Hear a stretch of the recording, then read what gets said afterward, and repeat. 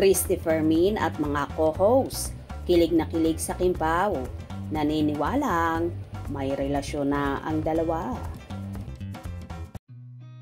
I've seen a lot of change, been through a lot of pain. Some things are not the same as they were a year ago, but all will be okay. I move on each and every day. The past. Sa naging vlog ng columnist at writer at mga co-host nito na si Christopher Min, Romel Chica at Wendell Alvarez sa kanilang YouTube channel na Showbiz Now na. Napag-usapan nga nila ang tungkol sa Kimpaw ni Kim Chiu at Paolo Abilino. Naniniwala sila na may natatangi ng relasyon ang Chiu Pao na ayaw pala nilang aminin sa publiko. Habang naglalabas sila ng reaksyon tungkol sa dalawa, hindi may tago ng tatlo ang kilig na nararamdaman sa Kimpaw.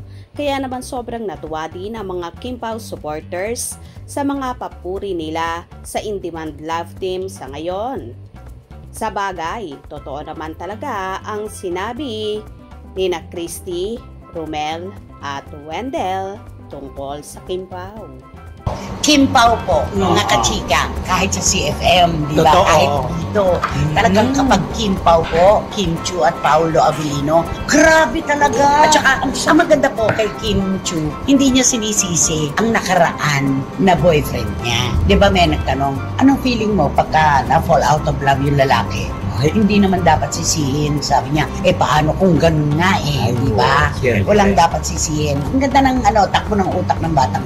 Ayon pa nga kay Christy, na kapag daw Kimpaw talaga ay tinatangkilik at kakaiba daw talaga ang hatid na saya ng dalawa sa kanilang mga tagahanga. At sinabi rin nila na magkasama nga sina Paolo at Kim sa New York at binisita si Aki kung saan personal nga itong ipinakilala sa anak na binatilyo. Ito rin ang daan para ma-follow ni LJ Reyes, ina ni Aki, si Kimi, kung saan nag-follow back naman ang dalaga kay LJ. Inamin din ni Aki kung saan may nag-message sa binatilyo kung ipinakilala na sa kanya si Kim at ayon pa kay Aki, yeah, Dad, introduce Tita Kim. Na kung titingnan mo ay para bang so close na ang dalaga kay Aki at nabaitan sa aktres. Kaya naman ngayon nga ay ipinapollow na ni LJ ang mga ganap sa buhay ni Chinita Princess. O diba, bongga talaga at kahit ang mga vlogger, columnist ay naniniwalang may something na sa Kimpaw. Kayo ba? Ano sa palagay nyo? Hope you enjoyed. Please subscribe for more info.